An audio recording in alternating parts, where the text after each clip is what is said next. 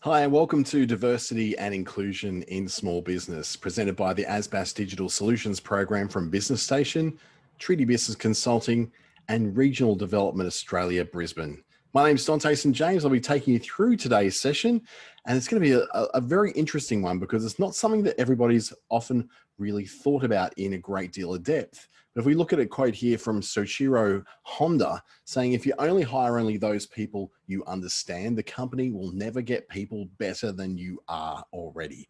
Always remember that you often find outstanding people amongst those you don't understand or even particularly like.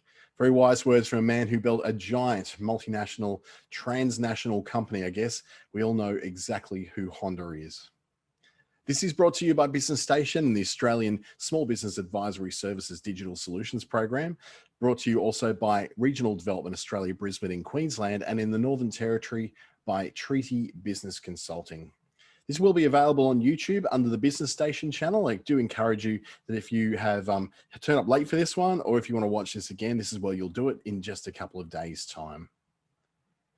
What we're going to cover in this session is what inclusion is and what it's not, how modern business building and marketing tends to play to the majority, how to bring diversity and inclusion into your marketing, and diversity thinking when it comes to how you communicate in your business. My name's Dante St James. I've got a lot of certifications there, more recently having been involved in the Darwin Pride Festival as a marketing consultant for them, amongst many other areas, including the Stay Smart Online and Be Connected Australian government programs, which are very much geared towards older Australians who are a bit more vulnerable when it comes to problems with the digital world, I guess. And also very recently, the new business assistance with the new enterprise incentive scheme with the Australian government. So first, we'll take a look at what inclusion actually is and a little bit about what it isn't. Inclusion is not about quotas necessarily. It's not about putting token people in place. It's also not about necessarily ignoring merit or what you might call the best person for the job. What inclusion is more about is recognizing that we are naturally biased. It's almost built into us that we tend to be very biased towards certain outcomes, certain preferences, and certain things that we'll include into our business. Inclusion is about recognizing that this particular bias that we have is quite bad for business. And then it's also about us very consciously moving beyond that bias and towards a business that does include, that does have some idea of diversity behind it, even if it doesn't feel that way now, that it will in the future. So I did say there that diversity is bad for business. And why is diversity, lack of it, bad for business? Well, a lack of diversity means a lack of diversity of ideas in your business. If you're the only person making decisions about your business and contributing to the conversation about your business, then you're in a really dangerous place because you are limited as a person. Your background is limited. The experiences you've gone through in life are quite limited.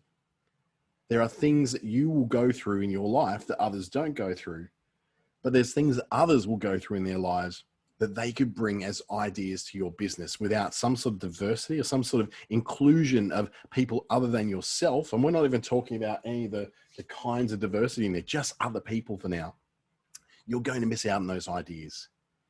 A lack of diversity also means that there's a lack of opinion being expressed in a workplace, in a business. And that comes through as when you've got a lot of people who are what we call yes men or yes people. The ability to get different kinds of opinions in when it comes to any particular subject matter or topic, so that you are ensuring that there's going to be a lot more than just the average response, just the response which is the one that we expect everybody to give because we're all from the same place, the same town, the same background. The idea of getting a diversity of opinion is that you get some people who bring their very unique backgrounds to the conversation so they can contribute to the opinions that you will have. And ultimately, the decisions you're going to make about your business. Now, a lack of diversity in marketing is bad for business. And I'm going to go into that in a lot more detail a little bit further into this particular presentation. But what we're talking about here is the fact that if you have a lack of diversity in your marketing, you have a lack of reach to people other than the people you generally reach for, which are generally people who are going to look and feel a lot like you do. So how do we measure diversity in a small business? Well, we'll go through some of the areas where diversity comes into play. Some of these may be under gender. The bias that a lot of businesses, particularly small businesses, may express towards one gender or another, or someone who is non-binary. We'll start off with the idea that there's often a lot of effort put towards getting and maintaining male workers in a workplace.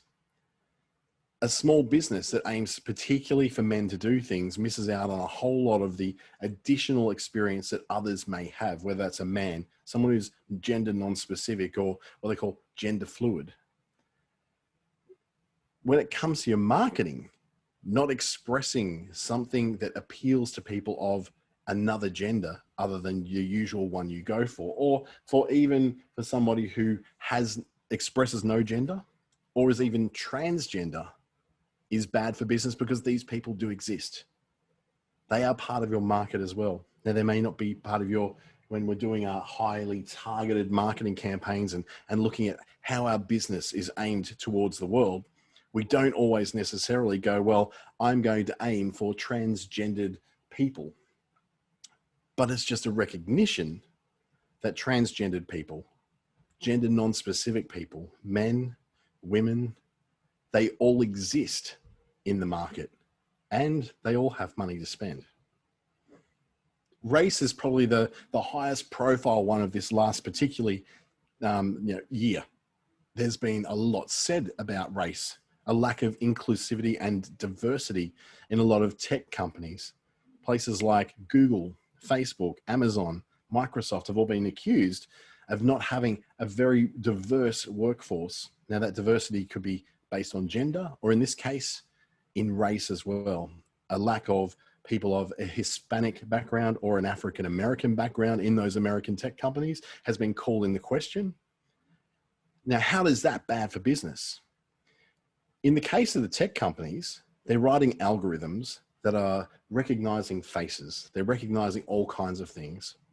A very well-publicized example of how a lack of diversity into the programming of these algorithms happened just 3 years ago, when Google Photos was given a significant upgrade where people will be recognized, but a new feature came in that recognized things like dogs and other common mammals and lizards. So you could take a photo of a lizard and it will actually tell you what that lizard was. Unfortunately, many photos of African-American men and women were tagged as being not even human. And the issue here is that not enough was put into the algorithm to help the facial recognition of people of darker skin tones. Now, that's bad for business, and Google certainly took a pounding over that. But think of it too, in terms of how you think about the information that's going into making your decisions. If that information is only based on a very small subset of people, and it's not expanding out to a far wider sample, then you're only getting part of the story. You're only getting part of the information of what's out there. When we think about diversity and inclusion, we think also of language. In Australia, yes, we do have a vast majority of people speak English as a first language at home, but there's another lot of people who don't. And when we produce something in English, we may be missing out on other markets. For instance, those who primarily speak Mandarin, Russian. They might speak German, French, Thai, or Tamil. By not producing some kind of option for people from those backgrounds, you're immediately locking them out. Now, in Australia, we do have a very, very high English literacy and numeracy. That means that it's very easy to write for people in English within Australia. But that's not counting the level of English proficiency that your readers may have. Using words like proficiency, for instance, is probably not a great example of making the language of your website or your marketing or your Facebook posts something that's accessible to the maximum amount of people, regardless of the level of their English proficiency. I'll use that word again. You're allowing people to easily read and understand and act upon the messages you're putting out there. In a marketing sense, that's about making it simple for as many people as possible to receive, interpret, and act upon your message. And you don't do that by using words like proficiency. You do that by making it easy for people to read and act on, knowing that there's a very clear call to action. You don't have to write something in every language on the planet. We do have Google Translate for that now.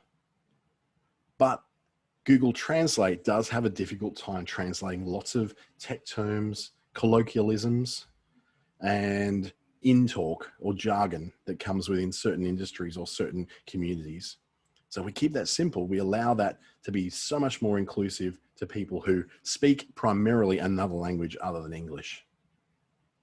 When it comes to religion, there's a vast array of religions in Australia. And whilst we might think that Christianity represents well over 60% of the religious affiliation that happens in Australia, we also recognize that there are many other religions here as well. So when you're claiming Bible verses as part of your marketing, even though that might make sense to someone who went through Sunday school as a kid, it's actually worth remembering the majority of Australian kids these days do not go through Sunday school. They're not going to know that story you're referring to. And it goes beyond this as well, of course. When you start to only receive the opinions and the input and the ideas from people from a specific religious background, you don't know quite when it is that you're offending someone from another one. And whilst we don't want to live in a world we're constantly walking on eggshells and not wanting to offend anybody, that's certainly not the aim of this particular presentation. We do want to be aware that there are some things that others are sensitive to. Now, it doesn't mean we have to change everything about ourselves, editing yourself to become a different person other than the person you are. But having some sensitivity and a thought before you go in. And that's the main message we'll come across today. Having some thought before you go into full action on these particular topics. Next is the topic of sexual orientation. Now, this is where we only represent happy couples as being a man and a woman, or we only present, valid families as being headed by a man and a woman. It's often said that there's about 10% of the population sits somewhere on the Kinsey scale that's not exactly fully straight. That there is a lot of people who regard themselves as lesbian, gay. They might be bisexual, transgender, asexual, intersex. They sit on a very broad spectrum of areas of life, of lifestyles being expressed. Talking in terms of people saying what their sexual choices are or their lifestyle choices is insulting to somebody who really honestly, from a very young age, knew that they weren't the same as everybody else. So when we're using language, it's worth having a thought. We don't have to, again, edit yourself down to the most inoffensive and ineffective words you possibly can find. It's about being sensitive to who else is out there. Having a thought before you go and type that. Just having a read through and go, how would my gay cousin read this? How would my lesbian niece read this? And if you don't have any of those people, there's going to be someone in the office. There's going to be someone in your life who's from a different sexual orientation. You can always run this past. And trust me, they will actually welcome the opportunity to just give it a read over for you and let you know if there's something that you might just have missed. If you're not from those backgrounds, it's very hard, like in religion, like in gender, like in cultural expression. It's hard to have a full understanding of how things are read by people from different backgrounds because we tend to play to the majority every time. Moving on from sexual orientation to levels of education. Quite often we see this expressed in America more than many other places in the world, but we see this from our friends from India as well. where there's an expectation for someone to work in a call center, they have a communications degree or a master's level education in communications to answer the phones at a call center. Now that can be a lot to do with the competitive nature of the labor market in India.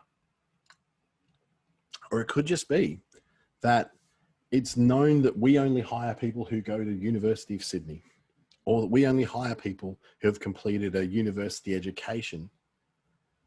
Now, when you only hire people from specific levels of education, you're missing out on the expertise that comes from people who haven't had that specific area of education.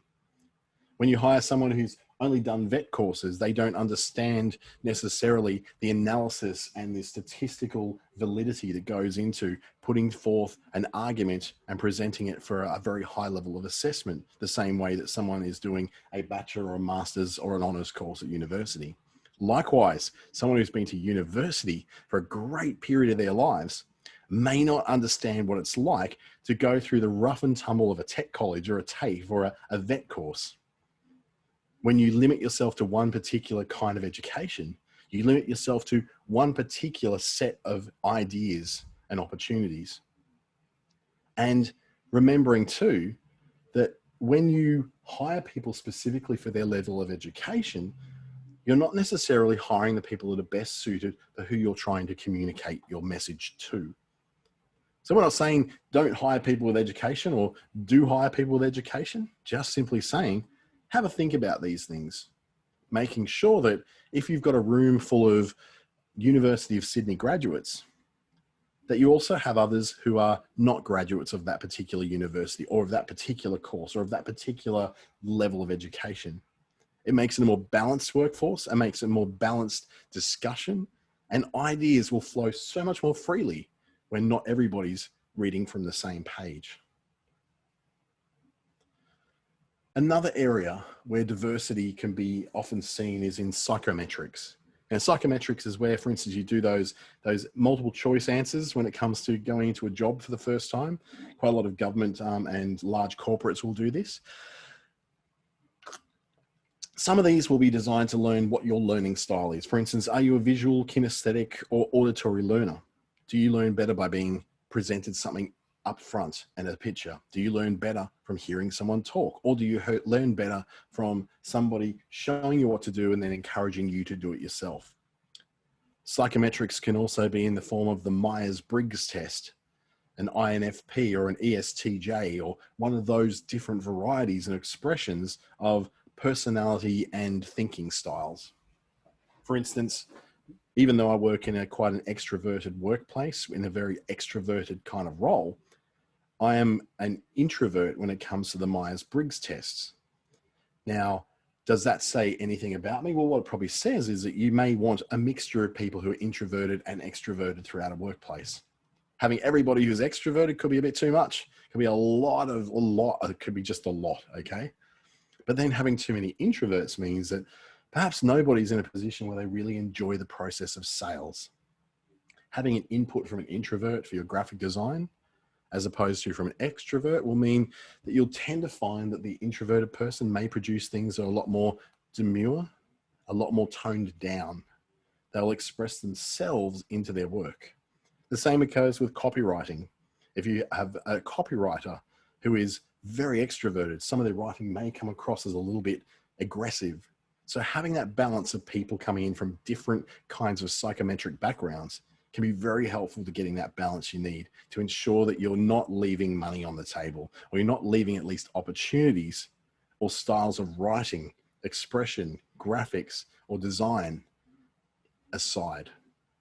Another very popular one is what's called the DISC profile. DISC stands for dominant, influence, support, I think it is, and I want to say compliance, but it's usually, I'll just say compliance.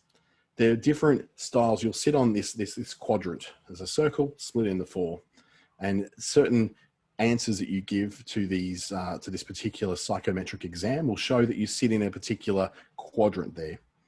Once upon a time, I sat in the S, which is a very supportive way. So it tends to be a lot of admin assistants, a lot of people in support roles where they help people, carers, for instance, sit very strongly in an S. But over the years, I've drifted into the I as I've moved into be more of an influencer type of person. Doesn't make me an influencer like a hashtag Instagram kind of influencer. It just means that I'm the kind of person who tends to step out now and encourage people to follow me in some way, shape, or form. As you can see, I'm on a webinar right now. That's probably the greatest expression of that particular part of the DISC profile. But when you have a workplace, or when you have a group of friends, or if you're marketing towards everybody who just sits squarely in the S sector of a DISC profile, then you have this unfortunate side effect that you're only having that one kind of person, that very supportive person. There's no great leaders, people who are very compliant and very much wanting to make sure that everything is done correctly. You don't have that person in place who's out there leading the sales force. You just have a lot of workers doing a lot of worker stuff, which is fine. If you're a small enough business, there's only one or two of you, or even just the one of you, you may not want another leader. You may not want another salesperson. You may not want another hyper compliant person. You just may want someone supporting you. Hey, I need you to do this. And they go, yep, no problem. I'll do that. But no business can be built on one personality type. In the psychometric evaluations of a DISC profile, then you don't want someone who's just sitting in the middle of one of those things. Or if you're building a team, you don't want your whole team to be sitting in just one type. So for diversity, psychometrics is certainly an area. So is cultural expression. And cultural expression can come out in that some people have different holidays at different times. Because not everybody is a Christian doesn't mean that everybody follows Christmas. Some people will follow Ramadan. Others will follow Chanukah.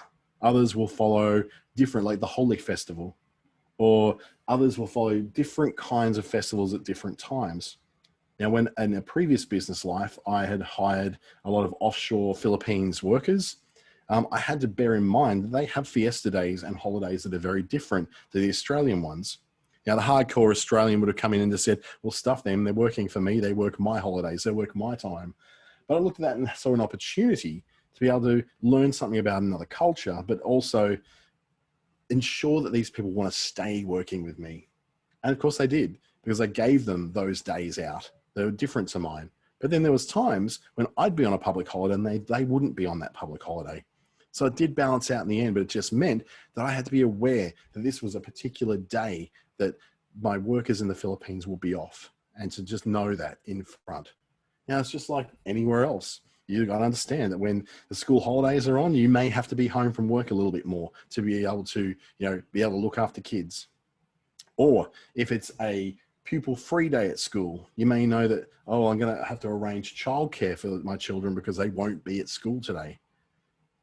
It's just making allowances to know that different cultures have different times off, have different priorities, have different ways of expressing who it is and what they are. And they may require to have things like, for instance, being aware that the smell of pork can be highly offensive to some people. But for me, the smell of someone heating up day-old tuna in the office is disgusting. It fills the whole office with the smell. So just understanding that it's not just cultural, sometimes it's just being a polite coworker or a polite entrepreneur. Disability is another area of diversity expression. Quite often what we'll find is that we go, well, it's going to be hard. I've got to make sure I've got ramps. I've got to make sure I've got certain facilities and all that. In the modern world, where we're particularly working with those who are working from home, and a lot of disabled workers have found a whole new world of jobs to be able to do because of the work from home move, particularly this year, as so much has changed. Then realizing that because someone speaks a little different to you, that their body movements may be a little different to you, doesn't necessarily discount them as a worker for a particular kind of role in your business. At the same time, including images of those who are not always able-bodied, just here and there in some of your marketing materials, can make a drastic impact on a world. Disabled people aren't necessarily poor people. We've got this idea in our heads from the 1950s that the disabled have no money, the disabled are not able to work. In 2020 and 21, that is very, very different. The disabled can work and are working. They're making money. They are entrepreneurs. They are spending money. They're active in this world in every other way that you and I are. To have a stereotype that they're not and just assuming that I don't want to market to people who are disabled, so I won't include them in my marketing material, is making a decision to very deliberately avoid marketing to an area of people who do actually participate in our market and our economy. Now, discrimination by age is very heavily expressed in the workforce, but it's just as heavily expressed in the digital marketing of small businesses. And this could be something so very simple as assuming that everybody knows what a Zoom call is. Now, those who are older may not know that. They may never have been on one in their life. And now we're forcing them to go through that. In some respects, it can be like the closure of a bank branch where an older person only knows how to go to the bank branch, and the learning process of learning how to use an ATM or using phone or internet banking is a very, very difficult change for them to go through. Now, we're not saying you have to provide an in-person branch of everywhere that you want your business to be, but we're saying just be aware. Like all these ones here, be aware that people exist that are outside of what you look like, what you are, what your age is. In fact, with an aging population in Australia, now more than ever, there's more people who are in a part of our economy where they're buying and they're selling and they're participating in the internet in such a big way that are not the age demographic you normally would think. We've got some pretty shocking statistics coming up in the end that show just how much marketing particularly, and especially with small businesses, is playing to a majority or what they think the majority may be. So playing the majority, how is that working? It's how marketing can perpetuate inequality. It's how the way we express ourselves as small businesses actually can make this a whole lot worse, because we use very, very simple and often free tools like Canva. And I'm going to show you actually this particular presentation I made in Canva, but I'm going to show you how Canva actually helps to perpetuate some of these stereotypes by making it really a lot more difficult for you to find diverse images on basic searches for people. So we'll have a look at that in a sec. So I took a quick scroll through Facebook this morning. I'm a white middle-aged man living in Darwin in Northern Territory. I might be gay, and I'm not really much of a minority in other ways. But my marketing this morning, the first 5 messages that came up as ads for me, all contained white people in them. Now it's what, 1, 2, 3, 4 guys, 1 girl. So what we see there is a lack of diversity in gender being expressed.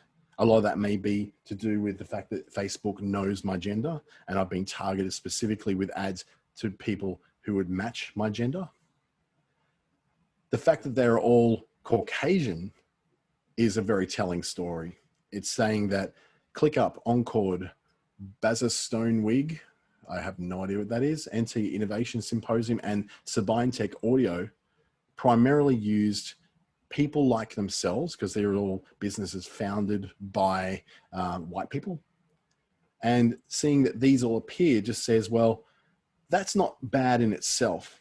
It's not saying that there's racism inherent in there. It's not. It's just saying that it was actually easier to be able to go and chat to this white guy who owns a gym, because we know him, we actually go to his gym. It's very simple, it's very quick, and it's very easy, and he understands everything we're saying. And he's a good looking guy, and he'll look great on our screens. He's fit, he's young, he's blonde, he's got a great face. He's going to work really well on our ads. But when I then went a little further and looked at a local events company in Darwin called Belong Events, it puts a very, very strong message across in all of its images by saying you don't belong unless you fit this: young, slim, and white. There's only one person in all these photos who isn't actually white. This is probably an extreme example of exclusivity. It's saying this particular events company likes to run events that they call classy. We run very classy events. Well, the undercurrent of that is we run events for beautiful people who all look the same, all act the same, and by and large under the age of 30. Now, is there anything wrong with that business? No, not at all.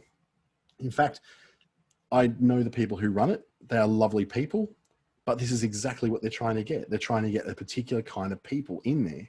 So they will advertise and promote everything that fits that particular brand. Their brand values are young, fun, fit, energetic, beautiful, and that certainly have done that. Where it maybe falls down is it assumes that people, that beauty means one thing, and it by and large means Caucasian, slim, fit, and young. I certainly don't belong at a Belong event. But you may say, well, this is my target customer. And I know Belong would probably say that. This is my target customer. The target customer isn't your only customer, though. There's plenty of other people with lots of money who may like to go to an event like this, but the minute they look at those photos, they say, that event's not for me. I won't be going. In fact, I will not go to that event. And I'm now building a vendetta against them. Now, I'm not personally, I'm feeling quite ambivalent about it. I just know that there's no way with my income that I'll ever go to one of their events and spend some of that income on their events because I don't fit in with what I'm seeing on camera. You might ask, well, I know my customer and this is who they are. When you've finally exhausted the number of people in your usual segment of customers, you need to then start to have a look at what else there is, because people aren't limitless. Unless you're advertising to the whole world or even the whole of Australia, you're going to run out of perfect target customers very quickly.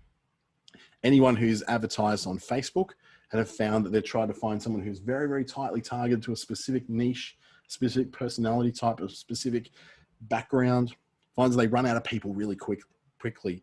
In a place like Darwin, Cairns, Mackay, Toowoomba, Dubbo, Ballarat, Mandurah, Geraldton, Albany, Esperance, Bunbury, all these places have a limited population, so that when you try and get really, really niche down, you realize you have to actually stretch it out a bit and include others in your advertising who may not be as specifically perfectly targeted, but they're kind of adjacent on either side of your target. And you also might also say, and rightly, this is a business and I'm not an activist. That's, no one's telling you that you have to lose money or that you have to make wholesale changes to your business in order to be more inclusive and to embrace some degree of diversity in what you're doing.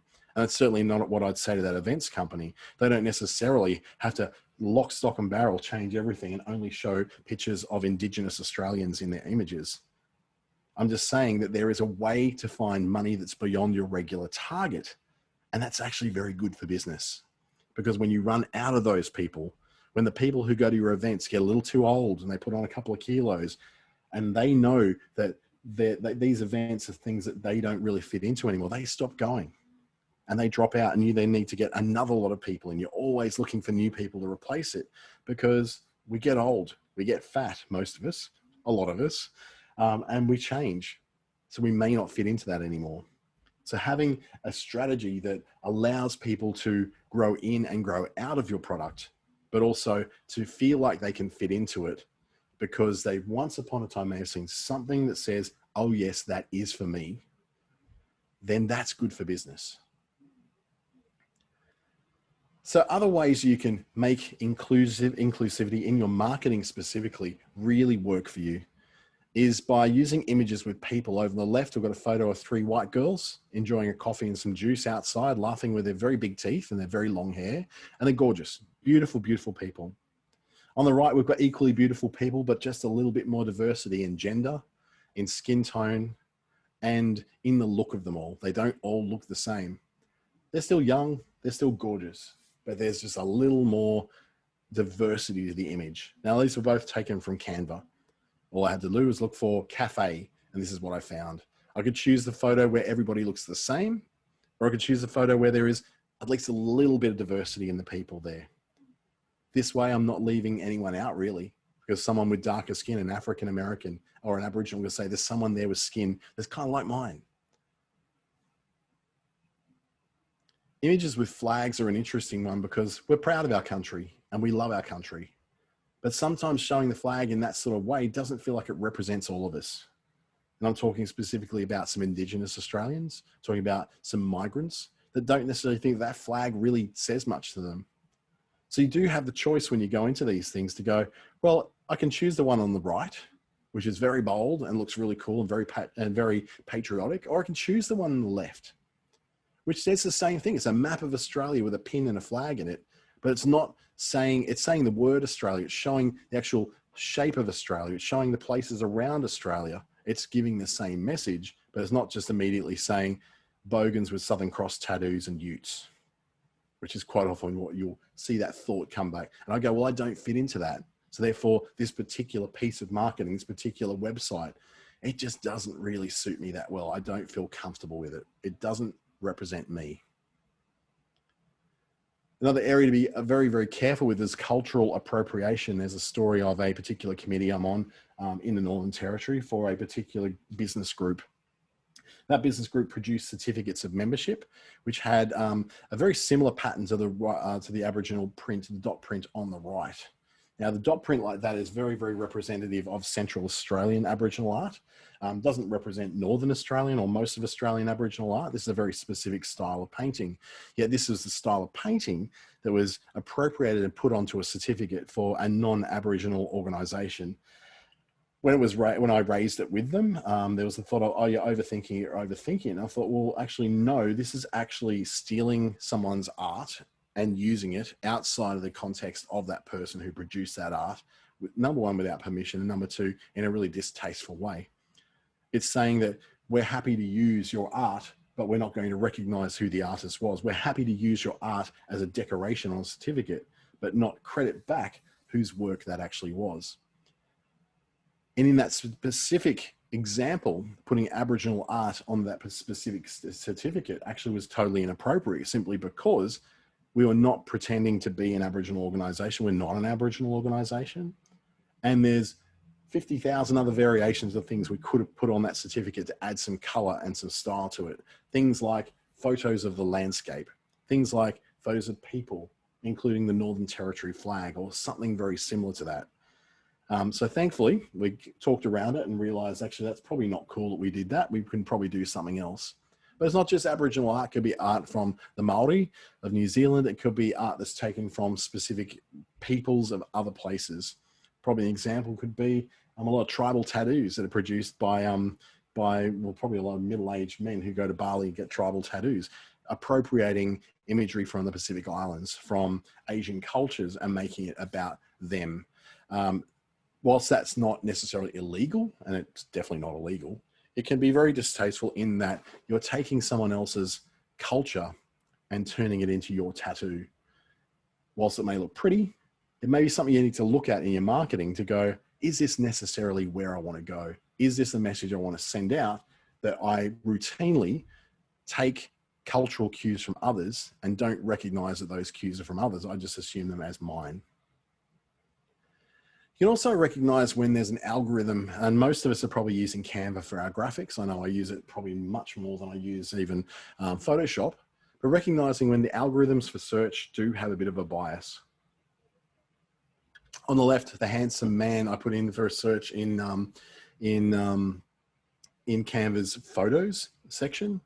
And handsome man came up with 1, 2, 3, 4, 5, 6, 7, 8, 9, 10, 11, 12, at least 12 images of Caucasian men before it brought up anybody else from another background. Now there's different variations of tans there, but these are clearly handsome Caucasian men. The same thing happened on the right when it came to women. I looked for beautiful woman, and up came 1, 2, 3, 4, 5, 6, 7, 8, 9, 10, 11, 12. The first 12 images were all of Caucasian women with fair skin. So recognizing that quite often when we're looking at things like this, we're looking for a photo of a handsome man to be, you know, the model on our piece of graphic that we're putting on from Canva to our Facebook profile or to Instagram, is recognizing that what the algorithm says is necessarily handsome or beautiful isn't necessarily inclusive or diverse. Quite often it's the opposite. In this case, Canva gets this really, really wrong. And it gets it wrong in a lot of areas like this when you search for, but it gets it right in some areas too. I searched for Australian, and when I searched for the word Australian, the second photo came up of a young Asian girl holding the Australian flag. So it has images and moments where it's particularly diverse, but you just got to be aware that there sometimes is a bit of a bias there in algorithms based upon who the people are who are using Canva and what your own search history may be. I'm not saying that you have to use photos of diverse people in all of your marketing material. That's not the message. we're saying is just recognize that there is a bias there. Stop and think for a second and go, I have a chance here to use someone else, or do I just use the same as what I've used on everything else that I've ever produced? You can also recognize gender stereotyping when it comes up. Cleaning products, household chores, all that sort of thing is very strongly geared towards women. Now, Canva got this one a little bit better. In fact, the third photo that came up in the search for, housework, actually had a guy with the kids. And represented throughout the photos, the first 12 I saw, 3 of those photos did have men performing the housework, which is probably appropriate, I guess, when it comes to what we know, the contribution of men to household chores. But again, a thing to recognize that the number of photos and the algorithm have a bias towards putting women in these roles, not men, or not showing at least men and women working together on it. It's always showing one person working on their own, perhaps with the kids, and then showing women performing that housework. Now, again, doesn't mean that if you're a cleaner that you only use photos of men doing cleaning. It's just being aware that there are stereotypes and there are biases that are reflected on the algorithms when you deal with these kind of platforms. I would say though, if you're in doubt and you're not really sure the message you want to put across, then you may let's leave the people out. If in doubt, leave the people out and just have photos. And these are all Canva photos as well. So if you're talking about your cleaning business, you don't necessarily have to show pictures of people doing the cleaning if you don't have photos of yourself doing the cleaning, for example. If in doubt, leave the people out and show a diversity of images showing, what cleaning could be like. But you do not have to throw the baby out with the bathwater. And I repeated this a number of times. It doesn't mean that every time you produce an image that you have to produce an image that has diverse people in it or people of different shapes and sizes. But what I would say is just think, as you're approaching doing your next presentation, as you're approaching doing your next piece of advertising, as you're approaching doing your next Instagram profile post, just remember that if you're producing graphics of photos of people who aren't like you, you're also opening up to affecting other people outside of there. So showing people that if you're black, you fit in. If you're white, you fit in. If you're Asian, you fit in. If you're Indian, you fit in. If you're Aboriginal, you fit in as well. And all of these people are represented in Canva's photo library. You can find them very, very easily. Recognizing that people come from different backgrounds and recognizing that there is room for all sorts of expression of life in your marketing and in your small business communications means that you're opening up to a far wider range of customers, not just customers who are 35, men and women who are white, who always grew up in Australia, they speak English, they drink and eat the same thing as everybody else does. When you open up your marketing to a broader variety of people, you're opening up your market to a broader variety of people. And when the tastes change in trends, you'll find that you're far more protected and buffered from those changes when your customer set is far more diverse. Trends don't always make it through to every cultural expression or to every gender expression or to every sexual orientation. Sometimes trends are slower or even faster to move in and out. So if suddenly your product becomes not so trendy anymore, there could be a whole subset of people that aren't the majority that will still actually find your product utterly useful and utterly fascinating. But you wouldn't know that unless you open up your marketing to include them as well. And finally, as we move into the idea of diversity in communication, there's 3 really simple steps that I come up with that helps you to communicate better with people from very diverse backgrounds. The first being simple language that's delivered as clearly as possible without needing extra interpretation. I was using a word before, which was a big word. It was a word that could have been used by 3 or 4 other smaller words instead. But I chose what I call the wank word. I chose the word which is a lot easier for me to think of because I'm highly educated. But for those who aren't so highly educated, they will switch off as soon as they don't know it. The author L. Ron Hubbard, who wrote the Dianetics book, the founder of Scientology, one of the few things he said that made sense to me was that if people read a book or read some marketing material and they see a word they don't understand, they get stuck there and they don't learn anything after that word because their brain is still stuck on that word that they didn't understand. But if you can get them to understand what you're writing, then they understand the next paragraph they're reading. And if they understand that, then they can move on to the next and keep understanding, because they don't have to seek interpretation every time. Sometimes I read articles from journalists and I really have to go and look up the the definition of that particular word they used. Magazines like the Harvard Business Review, newspapers like the Australian or the Sydney Morning Herald can sometimes get a little bit up themselves by using language that really requires you to think about what the definition of that word is. Not all of us have journalism degrees and don't understand the power of a very wide vocabulary.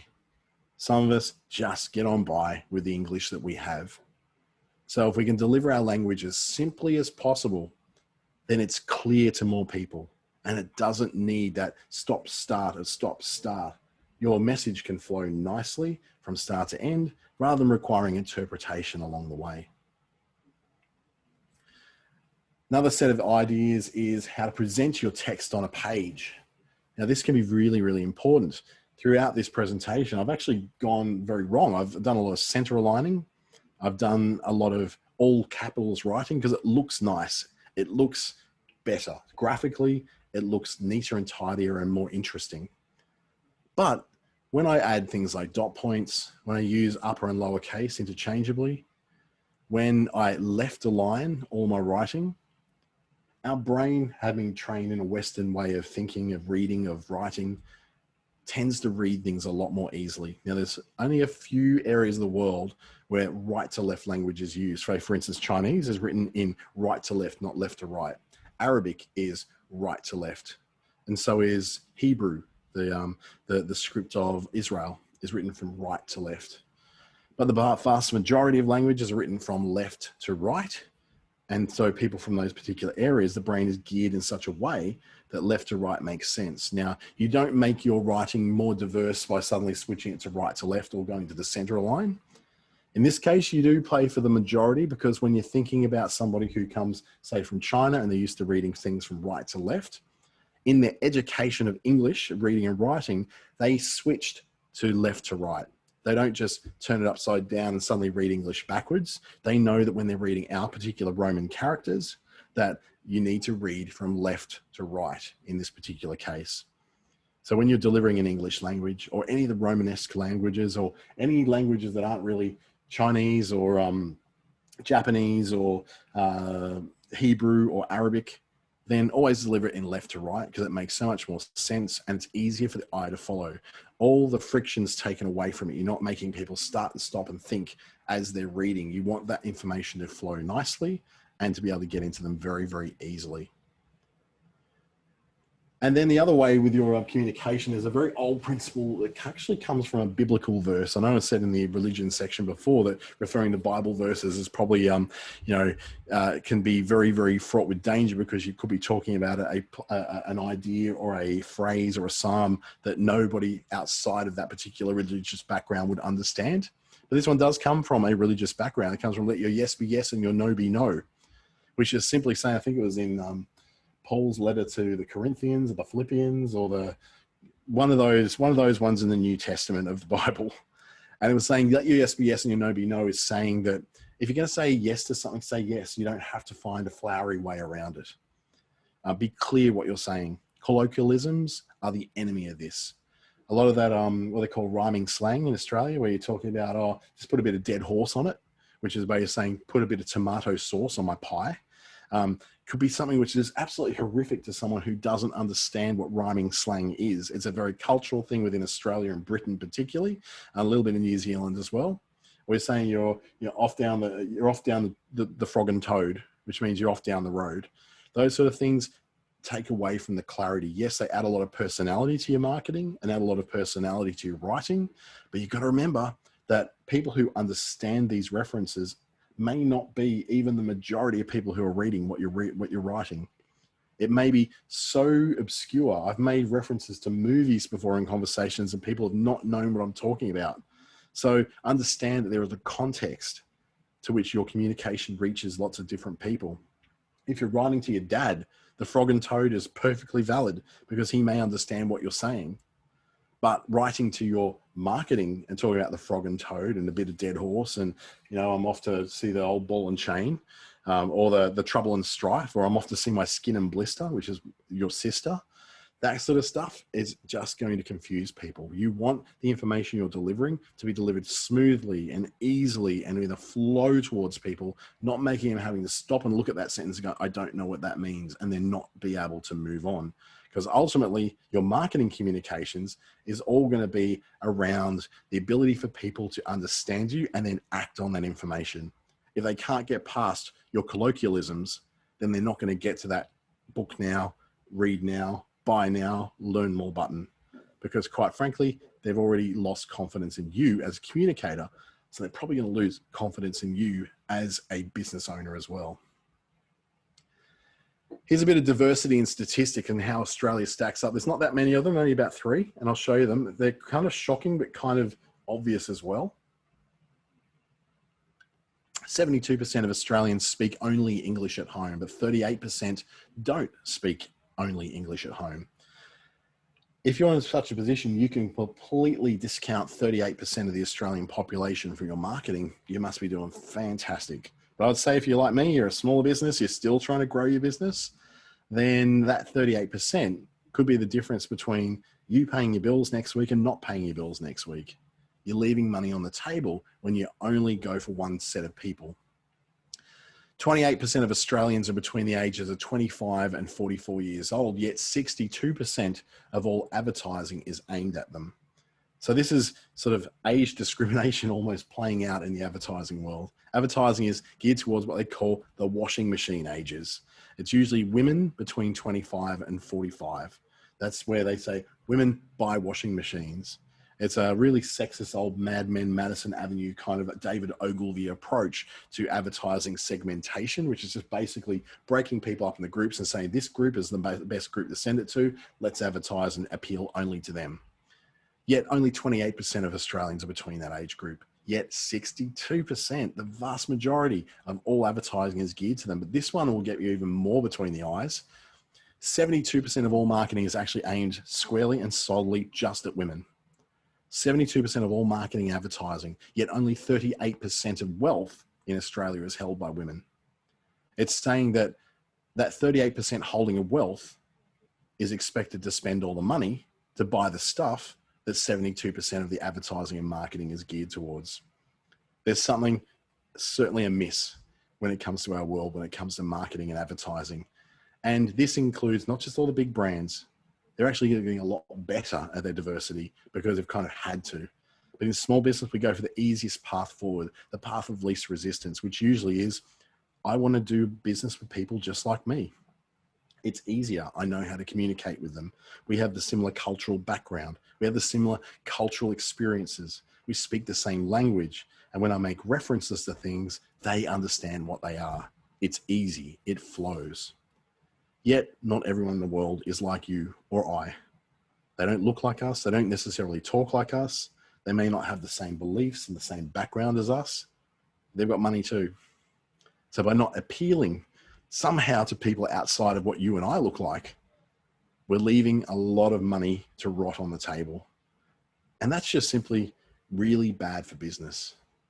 Diversity and inclusion are just good for business, but it does take a little bit of thought before you post that image on Facebook or record that podcast or start that live video. Understand that not everybody reads and writes things the same way as you do, and you'll go a long way to including diversity and inclusion in your particular business. If you'd like to talk more about this at any stage, you can book an ASBAS Digital Solutions one-to-one appointment with me. You just look for ASBAS Treaty as a particular consultant, and they can direct you towards me. Or if you just want me to set it up for you, it's $44 for your first one, $66 for any follow-ups. And you can get through to me via Dante@treaty.com.au or through any of those channels there, whether it's my website, my Facebook page or my LinkedIn page as well. I look forward to having a chat with you. Thank you so much for joining me this afternoon. I certainly hope that you can move forward with a bit of courage and understand that diversity and inclusion isn't about quotas. It isn't about forcing things. It isn't about preaching. It's not about being a wild lefty. It's just simply taking a little thought before you post that image on Facebook, taking a little bit of thought before you do that graphic in Canva, taking a little thought as you write that post on LinkedIn, ensuring that it's easy to understand and open to anybody be able to get some great value out of it. I thank you very much for joining me, and I hope you have a fantastic week and get some diversity and a bit of inclusion in your business as well. Good afternoon.